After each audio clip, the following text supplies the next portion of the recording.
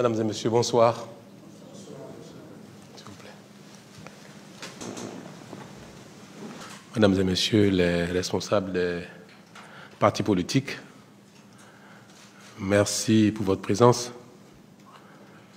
Je note que tous les partis politiques invités sont présents. Je m'en réjouis et vous remercie, vous félicite pour ce devoir citoyen. J'ai pris l'initiative de cette rencontre à la suite d'une information que m'a adressée le président de l'Assemblée nationale en raison de la sensibilité de la question, pour m'informer donc d'une proposition de loi pour expliciter et compléter le code électoral en cours dans le cadre de l'élection des maires et des adjoints aux maires. Vous avez tous noté que la dite proposition de loi a fait l'objet donc d'un vote du Parlement. Dès qu'il m'a informé de cette diligence qui était en cours au Parlement, j'ai décidé d'inviter l'ensemble des partis politiques aujourd'hui pour échanger sur la question en raison de sa sensibilité. J'ai constaté, comme vous, avec un soulagement, le vote qui a été opéré, d'autant que moi-même, je suis préoccupé par ce que les uns et les autres ont pu observer sur le terrain depuis quelques jours, par suite de l'installation des conseils communaux dans le processus d'élection des maires. J'ai aussi décidé donc, que si la loi était effectivement votée, dans ce cadre-là, que je saisirais la Cour constitutionnelle pour m'assurer de sa conformité par rapport à la Constitution. Mais dans tous les cas, que cette proposition de loi, si elle était votée, donc cette loi, ne manquerait pas de susciter de la part des uns et des autres quelques questionnements. Et c'est à ce sujet que j'ai souhaité donc échanger avec vous aujourd'hui, pour être certain que dans son contenu, elle répond aux préoccupations des uns et des autres dans le cadre de la dynamique qui est en cours, c'est-à-dire la réforme du système partisan. J'ai donc décidé de ne pas la promulguer sans avoir échangé avec vous pour nous assurer de ce que son contenu répond effectivement aux préoccupations actuelles, sans remettre en cause l'esprit de la loi, ainsi que notre nouveau modèle de système partisan en cours. La plupart des concernés, même un peu au-delà, ont dû prendre connaissance du contenu de cette loi que j'ai reçue donc au Parlement. Et donc le contenu n'est plus un mystère pour personne. Alors si vous voulez bien, je vais me permettre de rappeler ce que nous vivons depuis quelques jours. On a pu donc observer, mesdames et messieurs, que à la suite de l'élection communale, ce qui, il ne faut pas que je l'oublie, mérite bien que j'adresse aux uns et aux autres mes félicitations pour la tenue de ces élections-là.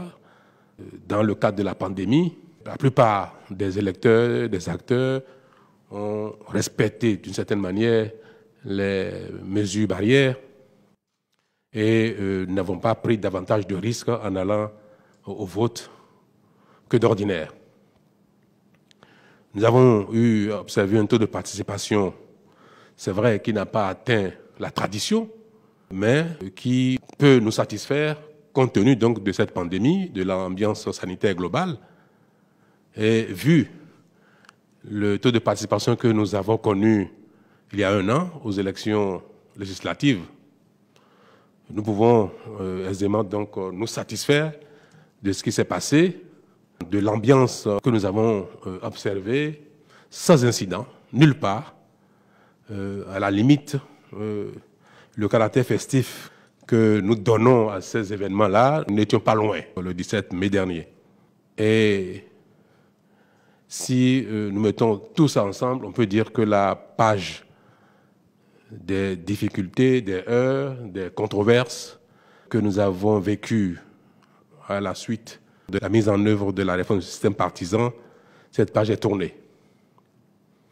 Qu'elle est bien derrière nous et que tout le monde s'est engagé dans cette nouvelle dynamique de la réforme du système partisan.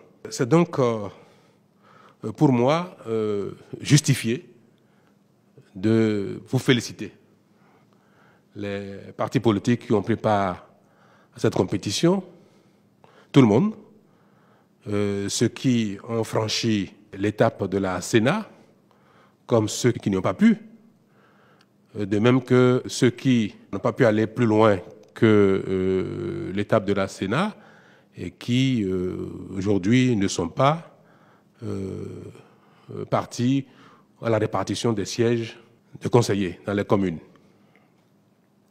Globalement, nous avons montré notre maturité et nous avons démontré que les incidents passés sont vraiment une parenthèse dans notre vie politique, démocratique.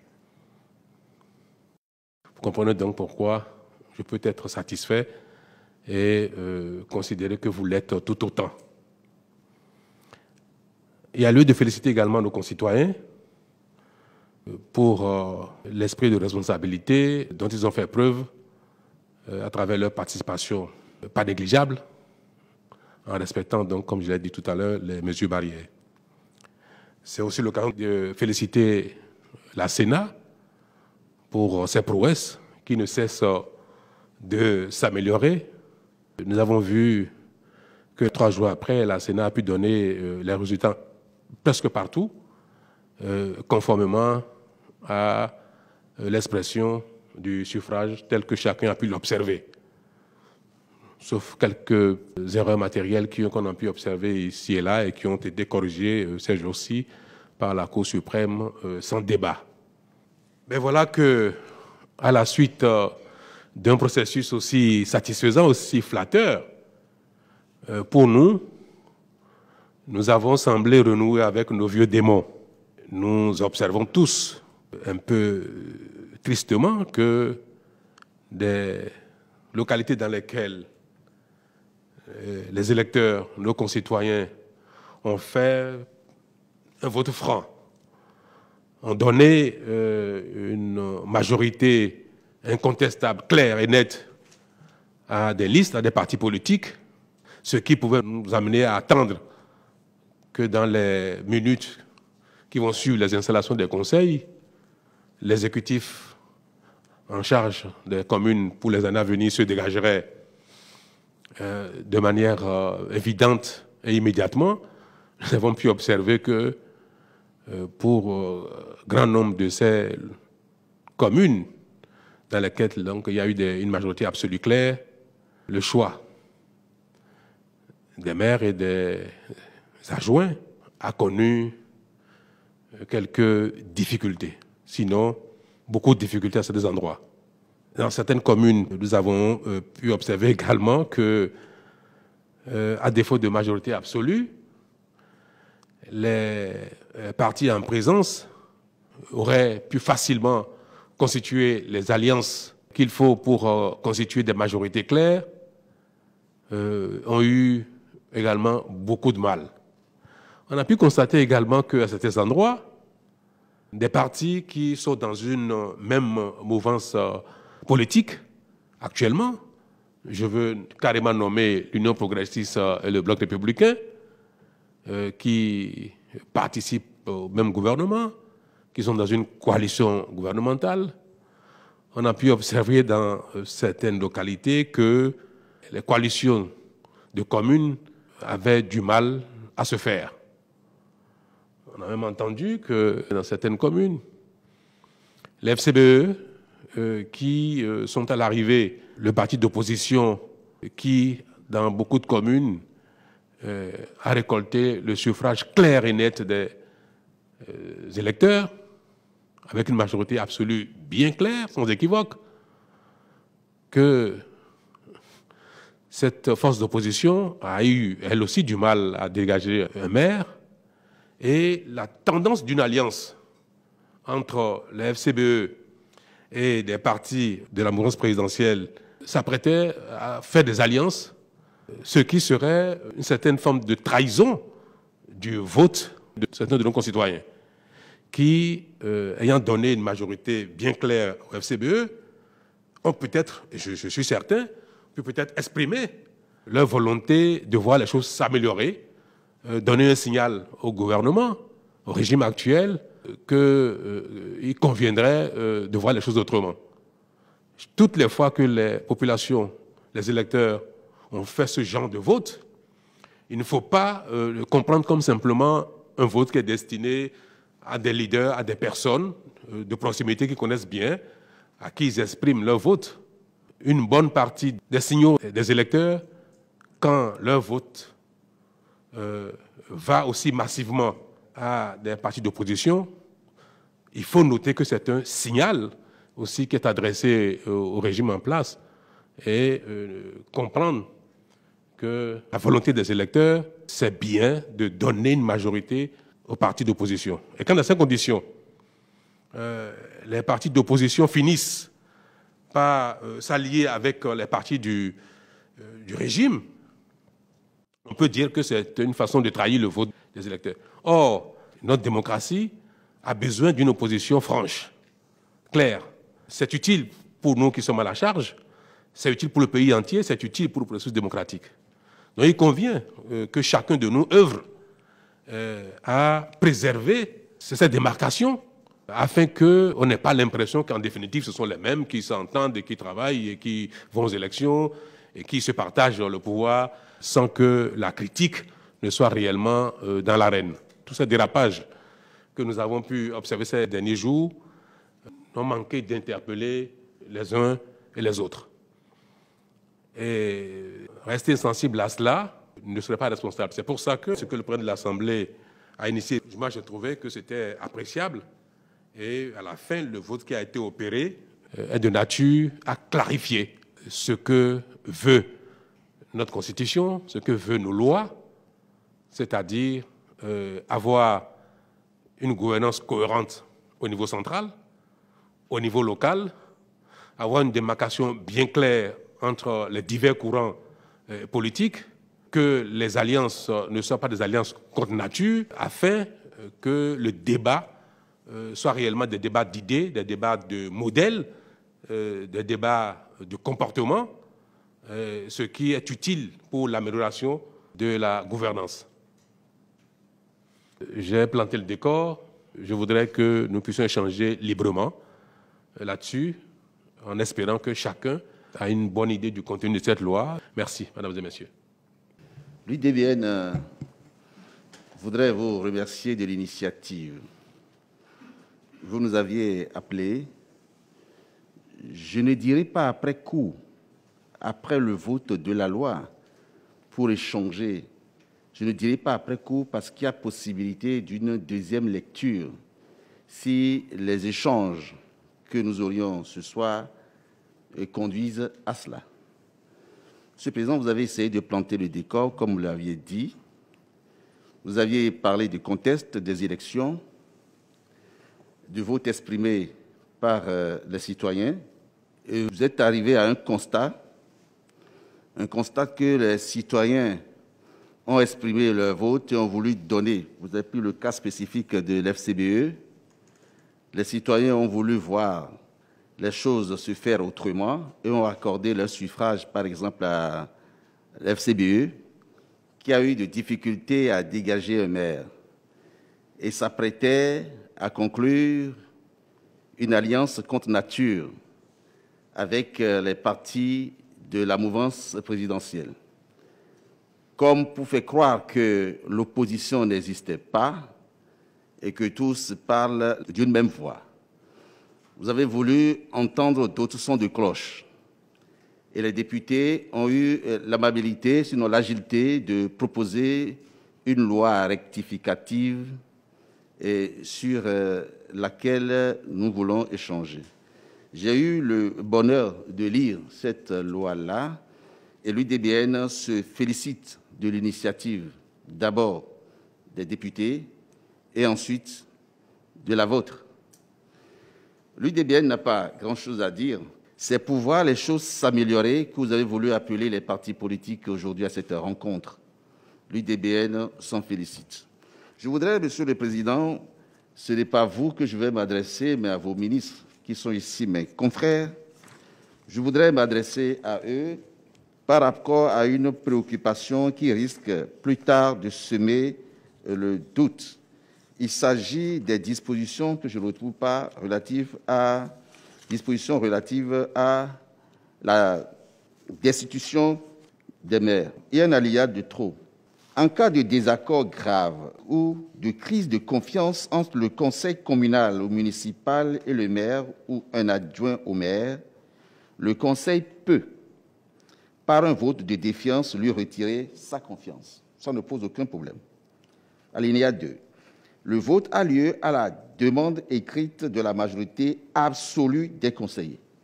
Le vote a lieu à la demande écrite de la majorité absolue des conseillers. Le vote de défiance est acquis à la majorité absolue des conseillers si l'intéressé a perdu par ailleurs la confiance du parti ayant présenté sa candidature à l'élection communale. Le vote de défiance est acquis à la majorité des 3/4 des conseillers si l'intéressé n'a pas perdu la confiance du parti ayant présenté sa candidature à l'élection communale. Je voudrais demander à messieurs les ministres ici présents la juxtaposition de l'alinéa 2 avec l'alinéa 4. Dans quelles conditions la majorité absolue est requise et dans quelles conditions la majorité qualifiée est requise? Cela ne me paraît pas du tout clair à ce niveau. Parce que le vote de défiance, ça peut être un vote de défiance venant du conseil communal lui-même ou un vote de défiance suscité par le parti qui, naturellement, a proposé à l'élection le maire. C'était ce point que je voudrais discuter avec eux. Sinon, dans l'ensemble, Monsieur le Président, l'UDBN se satisfait du texte qui a été voté. Monsieur le ministre de la Justice, vous étiez au Parlement. Quelle est la réponse qu'il faut apporter aux bâtonniers? Merci, Monsieur le Président de la République. J'ai découvert la proposition de loi à l'Assemblée nationale. Et dans le cadre des travaux de la Commission, ce que j'ai compris et retenu, c'est que la destitution d'un maire et de ses adjoints est possible. La demande en est formulée par la majorité absolue des conseillers. Et si cette majorité est acquise et que le processus de destitution est engagé, la destitution n'est acquise que dans deux hypothèses.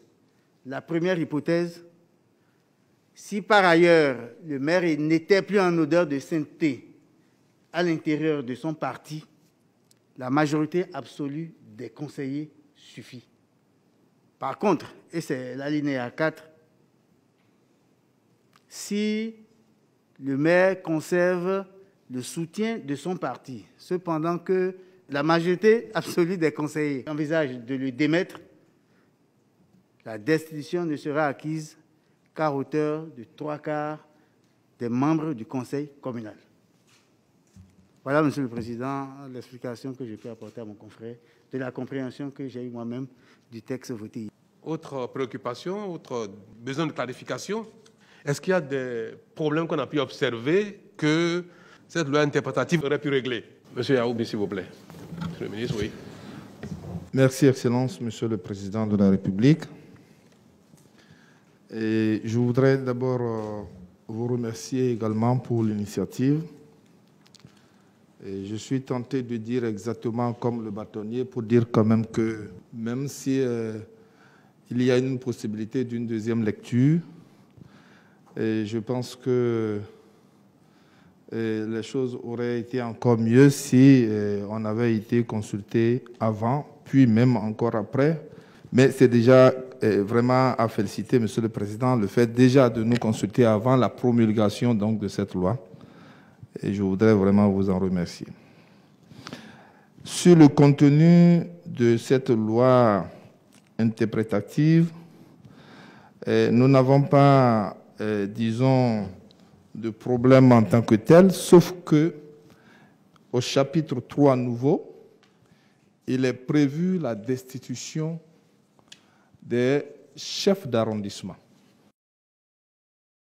Si je conçois la destitution des adjoints au maire, qui est aussi une innovation, la destitution des chefs d'arrondissement, Monsieur le Président de la République, me pose un tout petit peu de problème. Et je voudrais m'expliquer. Au sein du conseil communal, les chefs d'arrondissement sont un peu comme les représentants de chaque arrondissement qui défendent les projets de développement de leur arrondissement. Et donc, ils sont à la tête de ce que nous avons appelé le conseil d'arrondissement. Alors, je pense que les mettre dans une position d'instabilité serait vraiment préjudiciable à leur capacité à défendre leur arrondissement dans le cadre, par exemple, de la mise en œuvre des plans de développement communaux. Parce que pour peu que le chef d'arrondissement devienne un peu trop exigeant vis-à-vis du maire et de ses adjoints, et ça peut poser un véritable problème qui pourrait aboutir à sa destitution.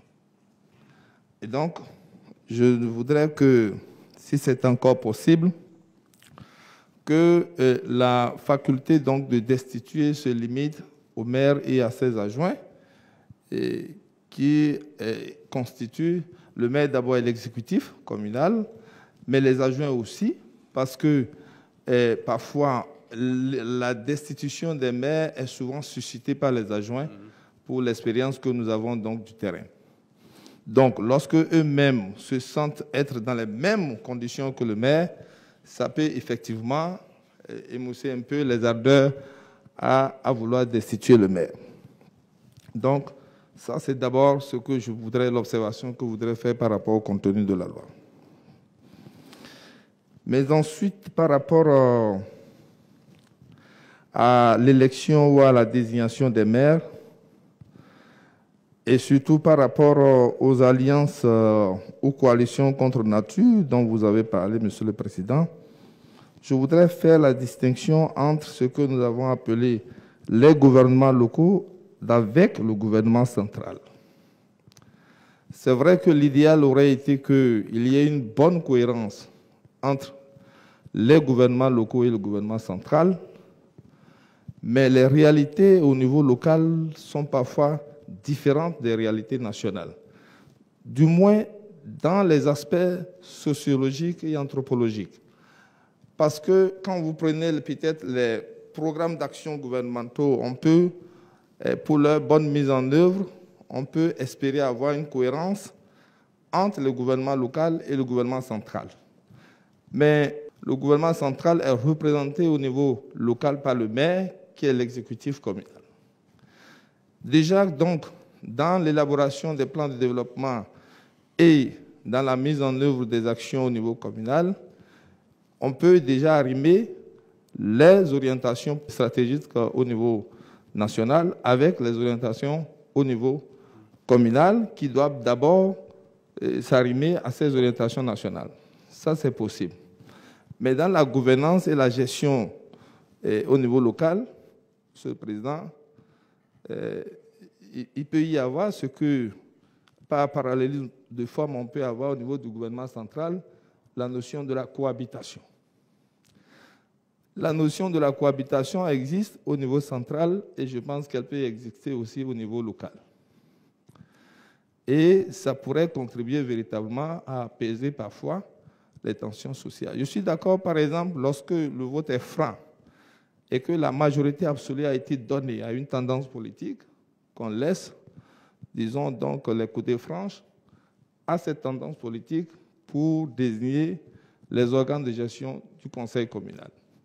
Mais lorsqu'il n'y a pas majorité absolue, il faut bien, et je pense que c'est ce que dit peut-être cette loi, il faut bien qu'il puisse avoir aussi bien des coalitions de bonne nature que des coalitions de contre-nature, Monsieur le Président. Donc, ça ne remet pas en cause l'idéologie centrale de chaque parti politique. Et donc, moi, je pense que à ce niveau, ce qui serait important, c'est que dans le cadre donc, de cet accord de gouvernance, que chacun puisse respecter, disons, son obédience politique, de manière à ce qu'on ne puisse pas observer, disons, une sorte donc d'harmonisation des idées politiques, etc., etc. Donc, Monsieur le Président, moi, je pense que la cohabitation est possible au niveau local lorsqu'il n'y a pas une majorité absolue dans une commune. Alors, ce que je voudrais ajouter, c'est que, par exemple, lorsque, au niveau local, nous avons 3 partis qui obtiennent peut-être des conseillers de manière à ce qu'aucun des partis n'ait une majorité absolue, eh bien, il faut peut-être que le jeu soit libre et que ce jeu se joue au niveau des chefs de partis politiques. C'est-à-dire que, je prends l'exemple d'Ali ou de Niki, où nous avons en Dali 12 conseillers communaux. Je crois le parti qui vient avec 9 et l'autre 4. Dans ces conditions, Monsieur le Président, le peuple a souhaité que l'ensemble des tendances politiques puissent se mettre ensemble pour gérer la commune. Et donc, par conséquent, on peut permettre qu'il y ait des alliances. Par exemple, FCBE qui a 12, mais qui n'a pas la majorité absolue. On peut croire que le peuple a voulu que FCBE ait un mot à dire dans la gouvernance locale. Et je crois que c'est BR qui a 9. Également, 9 conseillers, ce n'est pas petit. Et donc, par conséquent, il y a aussi une partie du peuple qui souhaite voir les élus de ce parti politique également participer à la gestion communale. Donc, voilà comment je comprends le contenu de cette loi et je souhaiterais que dans son application, qu'on puisse pouvoir faire ce genre d'alliance sans remettre en cause nos obédiences politiques. Je vous remercie, Monsieur le Président de la République. Monsieur Yao, je crois qu'il n'y a pas lieu de débattre de la question. Vous avez raison, hein, quelque part. J'aimerais bien faire un petit commentaire sur votre argumentaire et laisser après le ministre répondre en ce qui concerne les chefs d'arrondissement. C'est vrai que j'ai dit qu'on a observé des tendances d'alliance contre nature.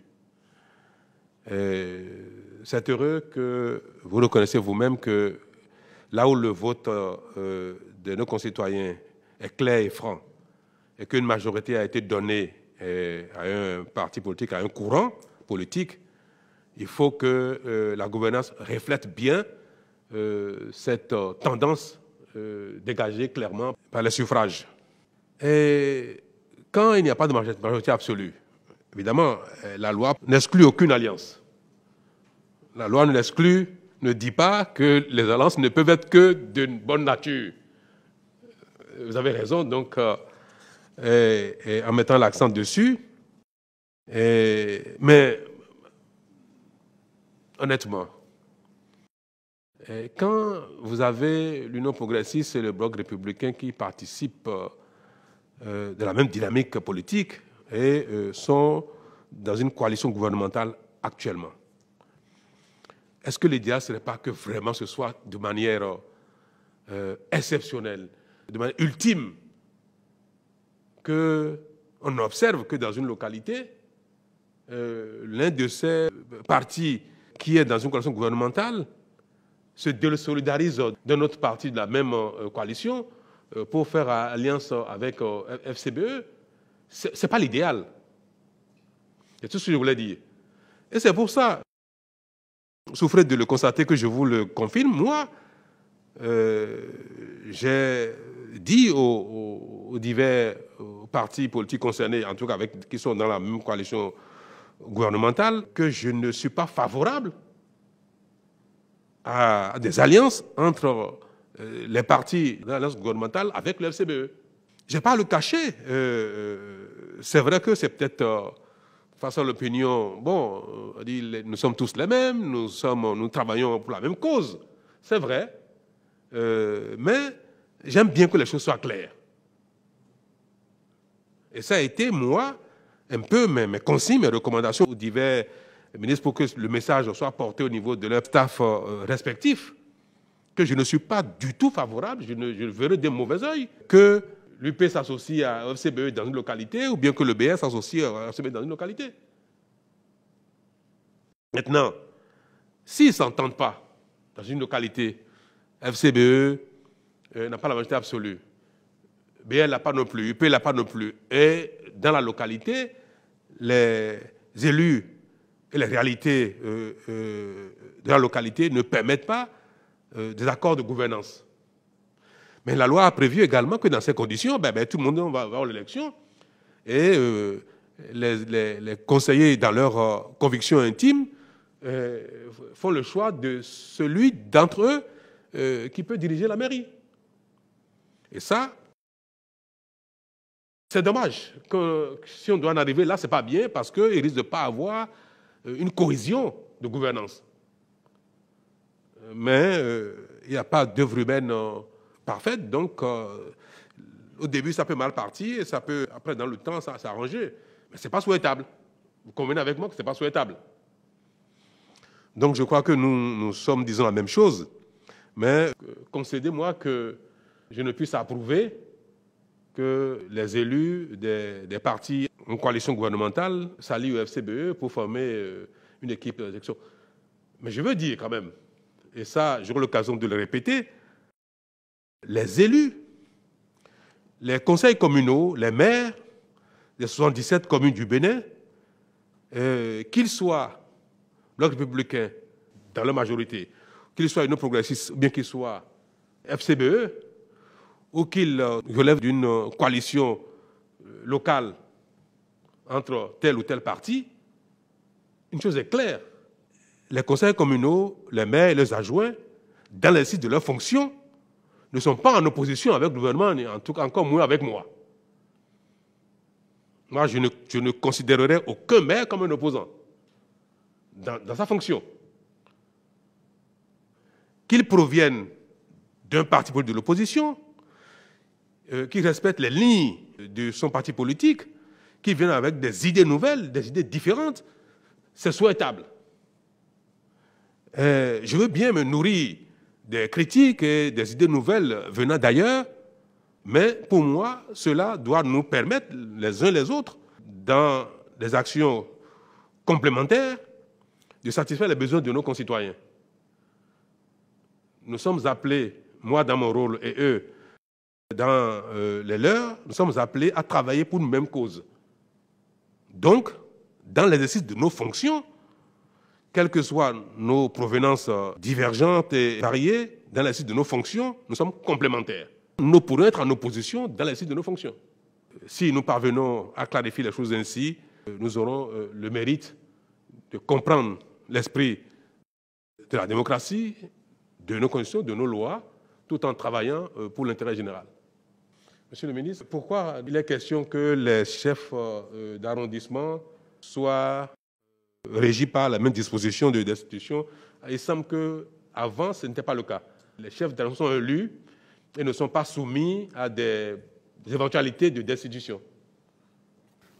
Merci, Monsieur le Président. Peut-être qu'avant de répondre, je voudrais revenir sur ce qu'on a pu appeler les alliances de bonne nature et les alliances contre nature.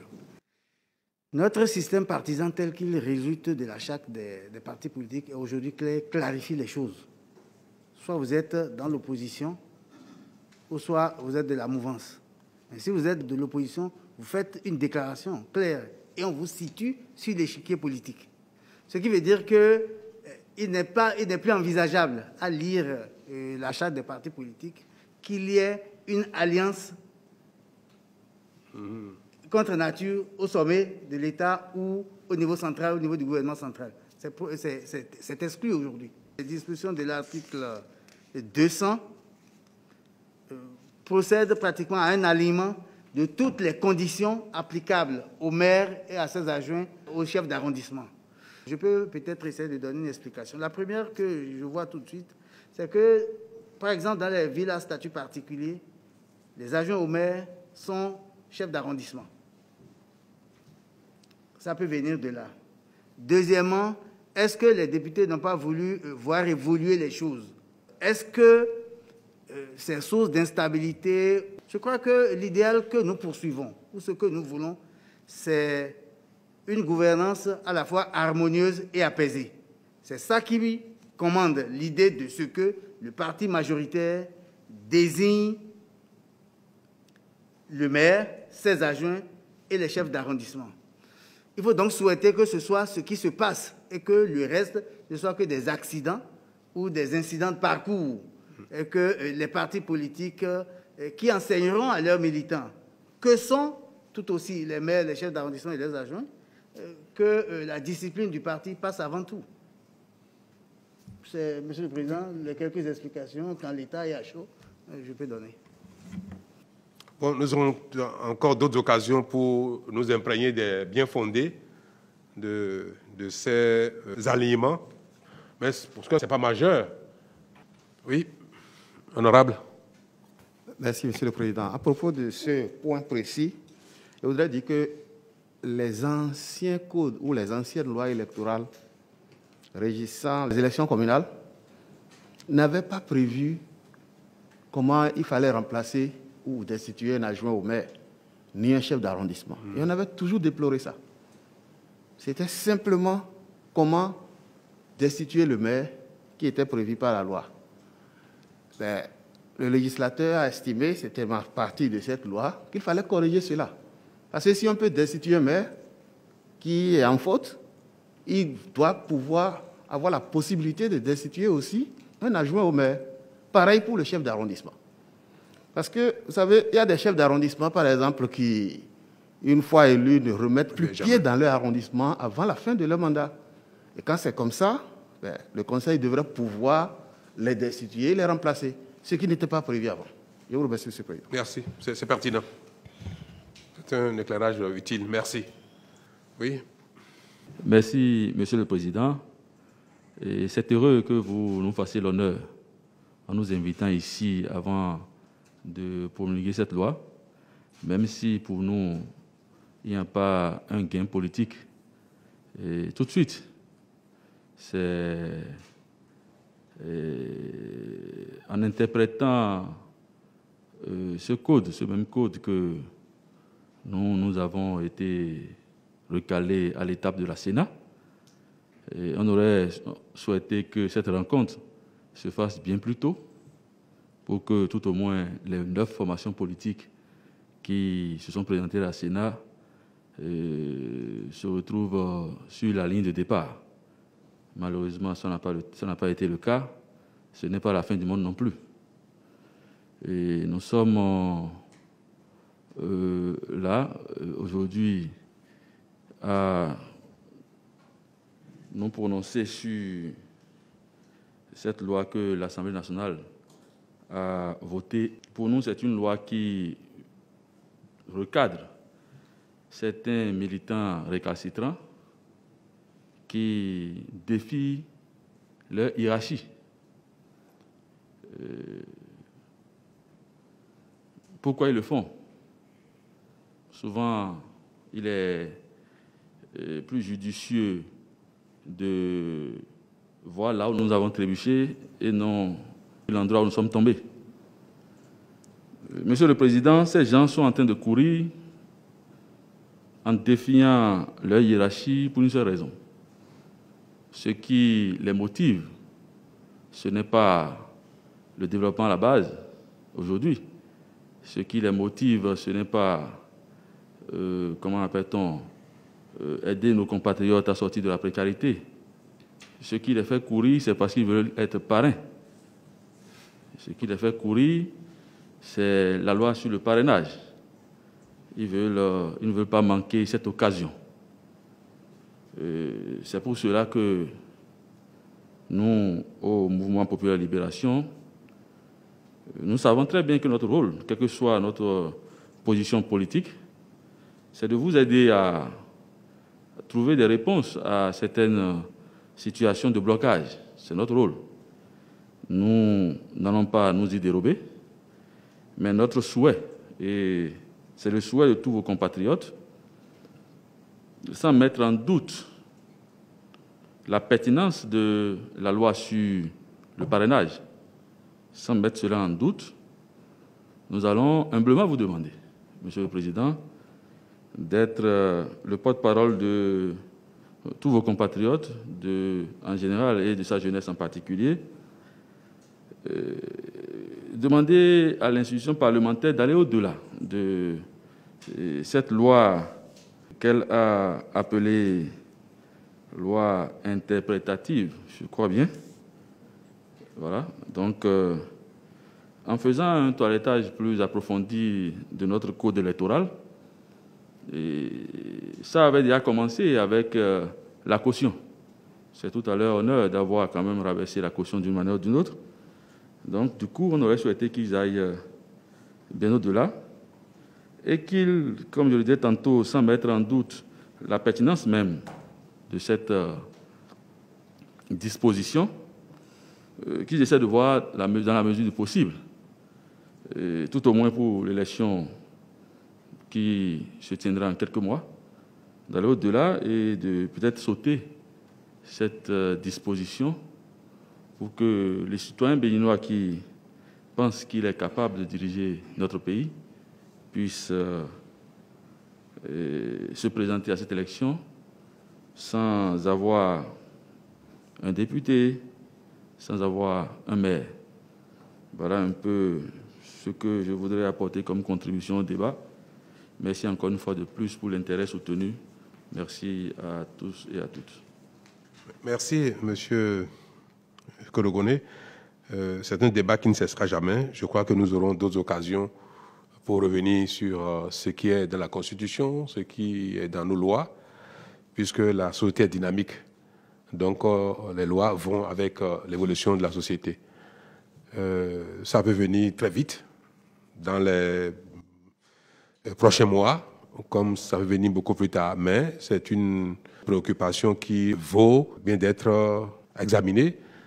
Donc, vous estimez que c'est peut-être vrai que cette prérogative qu'auront les maires augmente l'envie ou bien l'engouement à être maire. C'est réel que toutes les fois qu'on rajoutera aux prérogatives d'une fonction, d'un poste, ça augmente l'attractivité du poste de la fonction, c'est vrai. Mais est-ce que c'est pour autant qu'il faut qu'aucun poste, aucune fonction ne soit attrayant ou n'ait des prérogatives avancées? Le débat vaut bien la peine d'être mené un jour. Merci. Monsieur Yao, s'il vous plaît. Merci, Excellence, Monsieur le Président. Je voudrais, avant qu'on ne clôture cette séance, dire tout simplement que FCBE, comme vous l'avez dit vous-même, nous sommes un parti de l'opposition et nous resterons, en tout cas, un parti de l'opposition. On connaît maintenant la sociologie de notre peuple. Pour des circonstances comme celle-ci, généralement, l'opinion a tendance à nous accuser, nous qui sommes de l'opposition. À nous accuser peut-être d'avoir donné une caution, d'avoir fait ceci, d'avoir fait cela.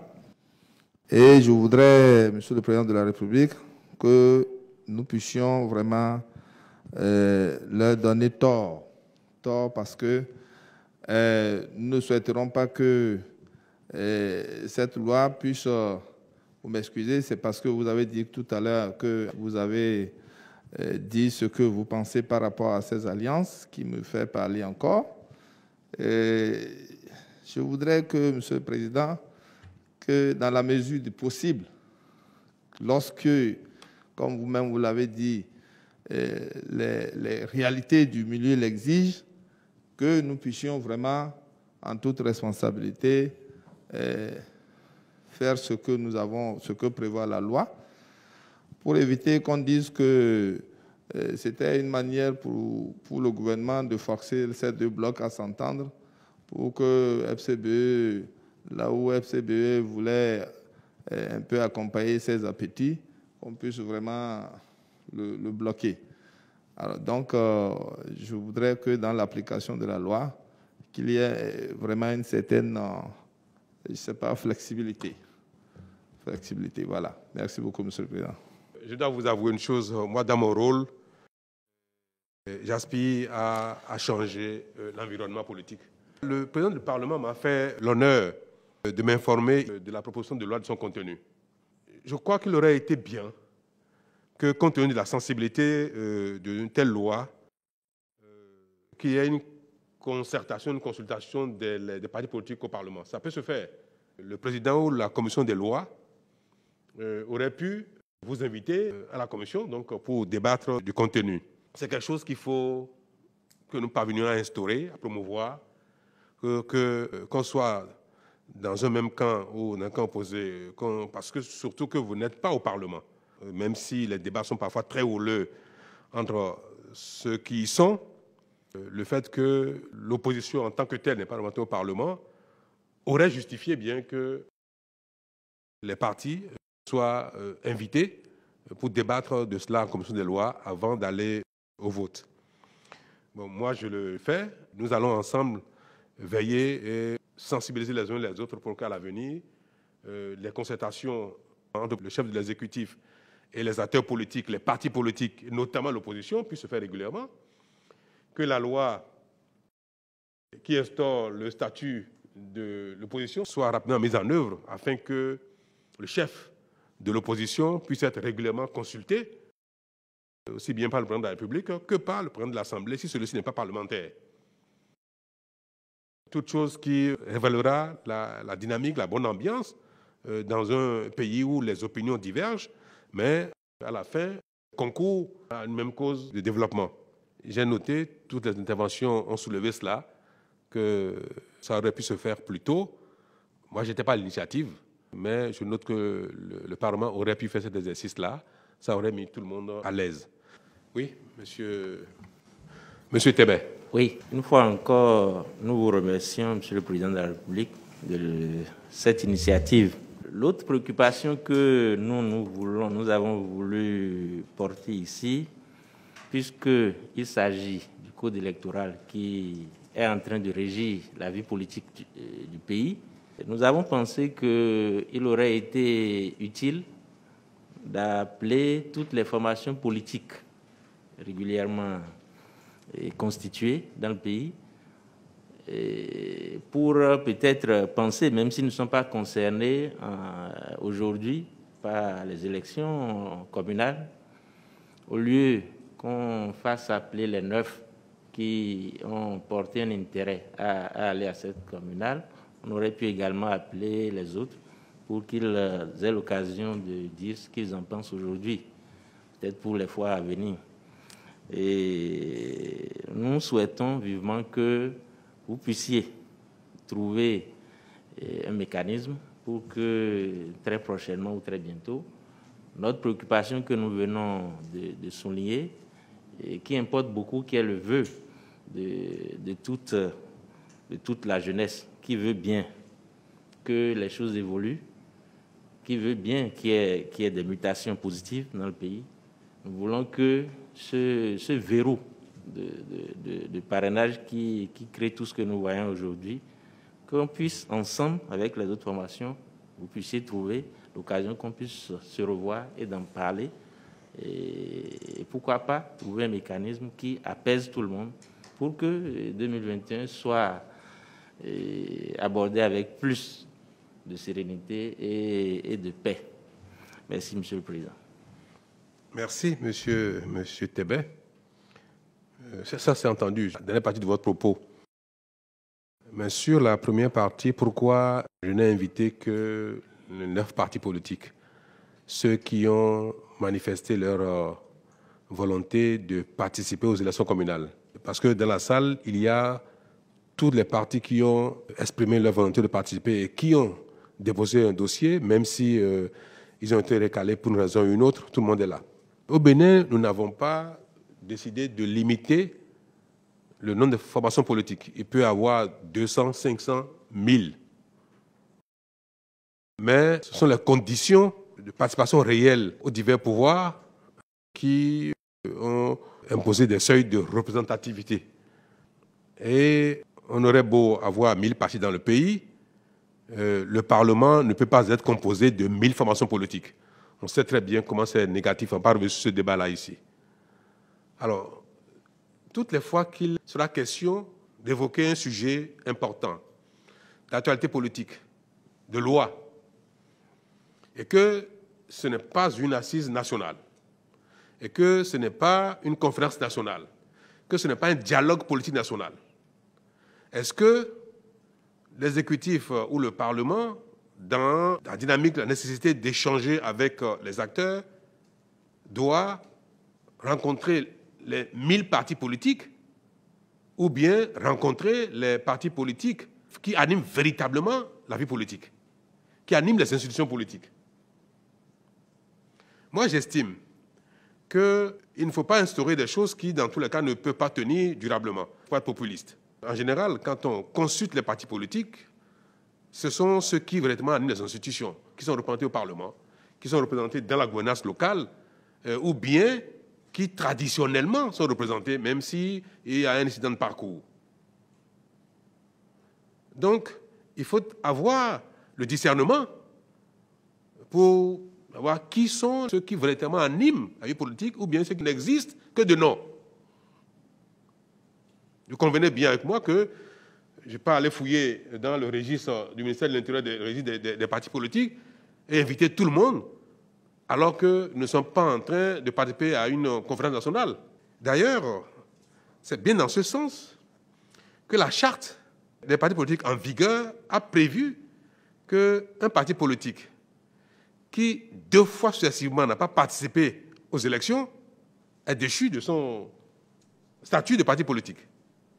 C'est dans la même veine. Vous pouvez aller aux élections, ne pas réussir, ne pas franchir les étapes, ne pas être sélectionné sur la ligne finale, ne pas enlever de député ou de maire. Mais vous, si vous êtes parti politique et vous ne participez point, vous ne vous intéressez point aux échéances politiques, électorales et consorts, la charte des partis politiques votée à l'unanimité, même des parlementaires il y a quelques années, si par 2 fois vous n'y allez pas, vous perdez le statut de parti politique. Ce n'est pas moi qui le dis. C'est ça la charte qui est actuellement en vigueur au Bénin. Bon, je ne suis pas allé consulter le registre pour savoir qui est parti, qui n'est pas parti politique. Ce n'est pas vraiment mon rôle. Mais je ne peux discuter de choses concrètes qu'avec ceux qui sont concernés par le concret.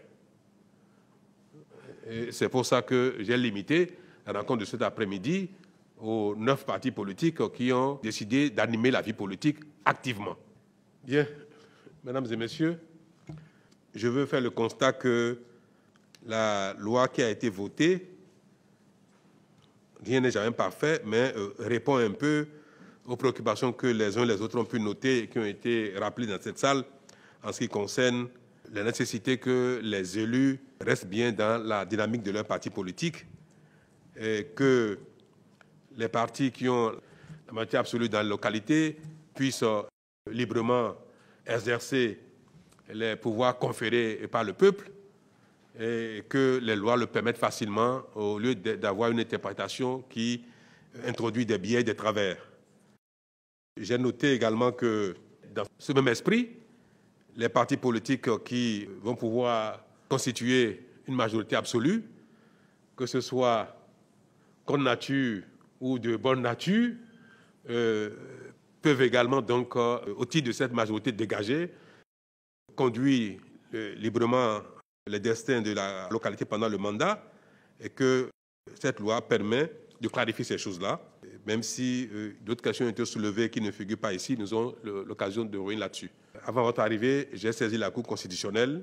J'attendrai de recevoir l'avis de la Cour constitutionnelle sur la conformité de cette loi à la disposition de la Constitution. Et s'il n'y a pas de problème, je vais promulguer la loi dès que possible et elle pourra donc ainsi entrer en vigueur. J'ai vu que M. Pardon de Moël Bénin souhaitait parler. Oui. Juste un petit truc que j'ai lu dans le dernier alinéa de l'article 194 nouveau que si on ne fait pas attention, ça peut nous ramener dans ce que nous voulons éviter. Lorsque les députés parlent de majorité au moment du remplacement, ça me pose un petit problème. Ça veut dire que la majorité aujourd'hui est appelée peut-être à évoluer. Est-ce que ça peut évoluer sans la transhumance? Et je suis majoritaire aujourd'hui, j'ai déjà un maire, et le maire perd confiance et on veut le remplacer. Est-ce qu'il y aura encore une autre majorité? Et qu'est-ce qui va faire que cette majorité va changer si ce n'est pas la transhumance? Or, la réforme du système partisan, c'est pour mettre un terme à la transhumance. Donc, je ne sais pas si je me trompe, mais cette question de transhumance, rappelez, elle a été évoquée au dialogue politique. Et dans le rapport que j'ai reçu par les facilitateurs, j'ai vu un accent a été mis là-dessus, qu'il faut trouver les moyens de freiner, de limiter ou d'empêcher la transhumance. Autant ça peut devenir un travers, autant on n'a pas le droit d'empêcher quelqu'un de quitter un parti politique pour un autre. Donc moi, j'ai toujours été très réservé sur cette velléité que nous avons depuis un moment à empêcher la migration des acteurs politiques d'un courant à un autre. Le faire de manière intempestive et tout le temps, selon la couleur du temps, c'est vraiment un travers. Mais empêcher également les gens de changer de camp politique, ce n'est pas admissible. Ce serait contraire aux libertés. On peut adhérer à un parti politique et après ne plus sentir ses valeurs assurées par ce parti politique et décider de changer de parti politique. Enfin, il faut impérativement se garder de limiter ce droit, cette liberté. Au sein du conseil communal, à l'entame, il y a une majorité. Une liste, des listes qui ont présenté des candidats ont recueilli des voix et le conseil est composé de plusieurs groupes de conseillers. On va prendre l'exemple le plus simple. Un parti a la majorité absolue tout seul et a pu désigner le maire. Et quelques années après, crise, et le maire tombe, destitué. Mais entre-temps, le parti qui a la majorité absolue perd 2 ou 3 ou 4 de ses membres. Le nombre de conseillers restant dans le parti peut permettre à ce parti d'avoir la majorité absolue. Parce que les conseillers ont exercé leur droit de quitter un parti politique, d'adhérer à un autre parti politique. Pour destituer le maire,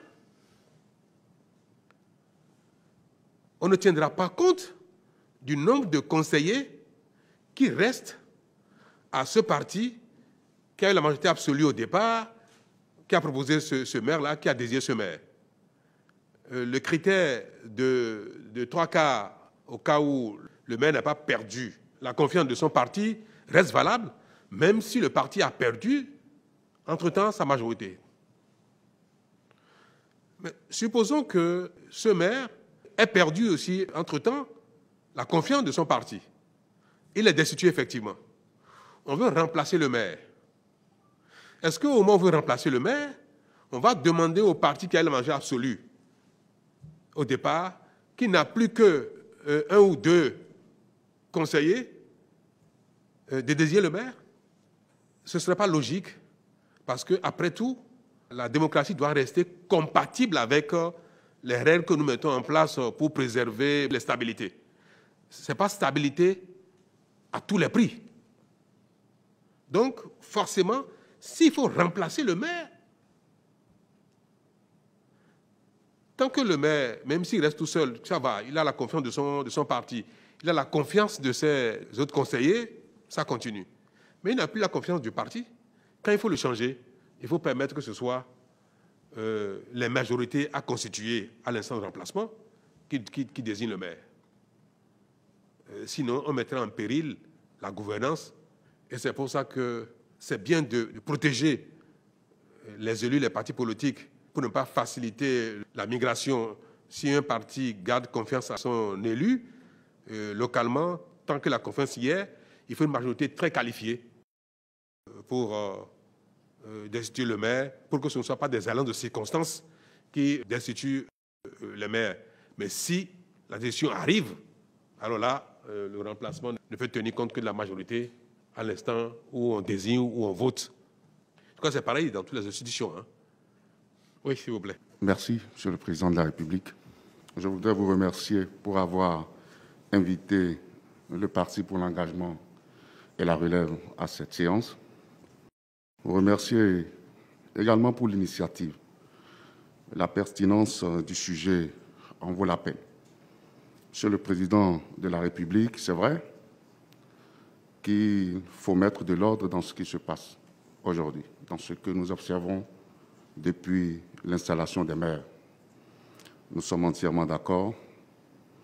Nous ne trouvons pas d'inconvénient du tout pour que le processus continue normalement dans la paix, que le développement puisse ne pas être relégué au second rang. Monsieur le Président de la République, je voudrais vous demander quelque chose que vous savez bien faire.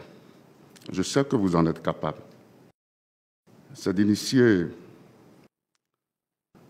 d'inviter les partis politiques, d'initier une autre rencontre de tous les partis politiques pour revoir pour le toilettage de notre code électoral. C'est important. Tout le monde. Pour que cela puisse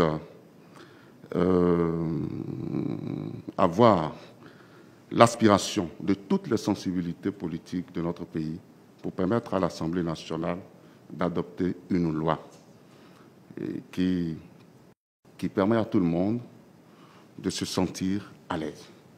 Ce serait une très bonne chose, Monsieur le Président de la République. Je vous remercie. Merci, Monsieur Coty. C'est une demande persistante qui vient de toutes parts de plus en plus. Alors, moi, je veux bien, on va le faire. Un soir, nous retrouver pour faire le débat décomplexé. Pour savoir si il faut enlever de notre arsenal tout ce qui constitue une contrainte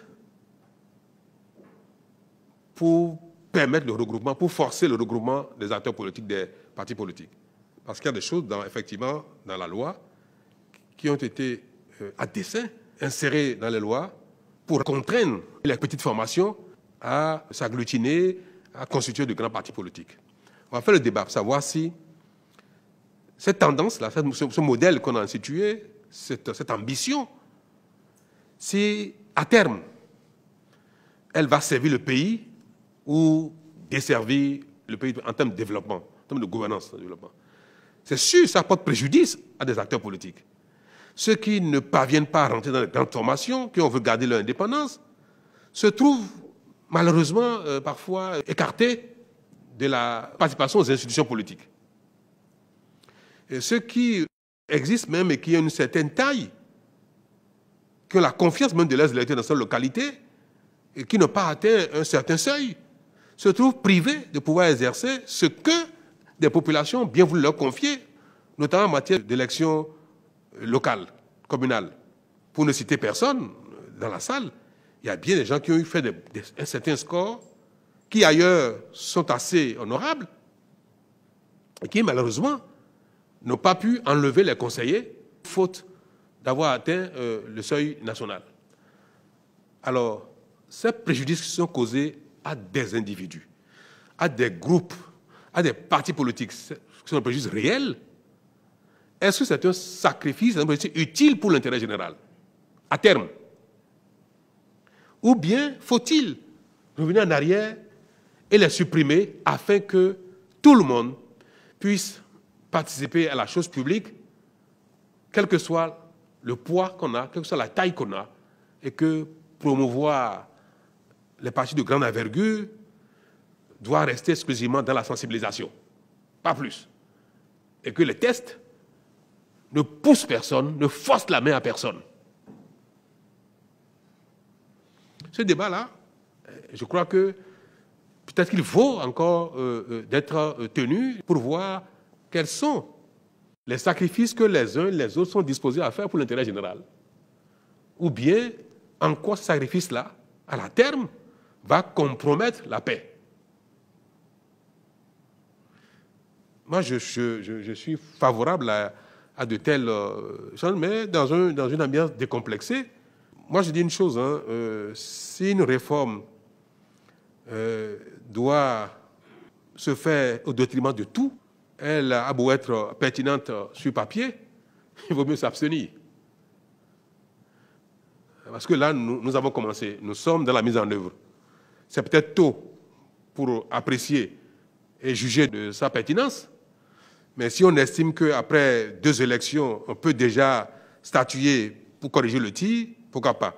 Mais s'il faut encore 1 ou 2 élections de plus, assez rapidement, je vais faire cette rencontre-là pour qu'on prenne le temps de parler, yeux dans les yeux, sur les détails, que chacun donne ses arguments, et puis nous allons, s'il est utile, nécessaire, prouver que c'est bon pour nous tous globalement, nous allons faire les ajustements, nous allons souhaiter faire les ajustements qu'il faut. Vous pouvez compter, en tout cas, M. Coty, sur moi, parce que la demande est persistante pour qu'on se revoie. Bien, M. Toleba. Merci, M. le Président de la République. Je serai très bref parce que, avec les interventions des uns des autres et les réponses qui ont été fournies, je crois que notre parti se retrouve très bien.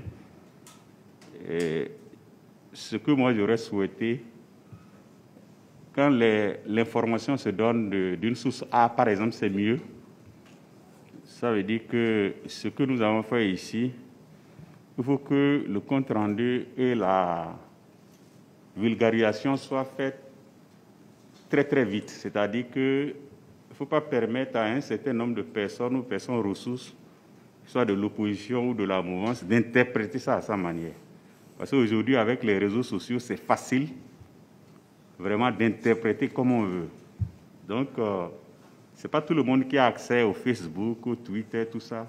Mais tout le monde a presque accès à WhatsApp. Donc, on dit ce que nous avons fait ici. Et ce qui me réjouit, c'est surtout la dernière partie de ce que vous avez dit. À savoir, les réformes qui sont faites, c'est pour qui c'est fait. Et ça, là, c'est extrêmement pertinent. Et je crois que c'est une grande ouverture. Et même s'il y a une manière de voir la chose, c'est-à-dire si vous pouvez initier des rencontres, même sans nom, et qui puissent servir l'intérêt des Béninois aujourd'hui, demain et après-demain, je crois que c'est à votre actif. Je vais m'arrêter là pour féliciter pour l'effort qui est fait et féliciter les députés parce que ce n'est pas simple. Ce n'est pas parce qu'aujourd'hui, nous, on n'est pas au Parlement que nous allons tout casser, non. Puisqu'on espère un jour arriver là-bas. Je vous remercie, M. le Président. Merci, c'est bien noté. En vous réitérant mes remerciements, ma reconnaissance et mes félicitations pour ce que nous avons pu faire ensemble et souhaiter que, à la suite de cette loi que j'espère promulguer assez vite, il y ait plus de clarté, de sérénité dans la mise en place de l'exécutif dans nos communes, de sorte que plus personne ne soit emporté par ses pulsions, ses intérêts au détriment de tout. C'est mon souhait. Personne n'est parfait. Essayons de prendre les tests qu'il faut pour contenir nos travers. Merci.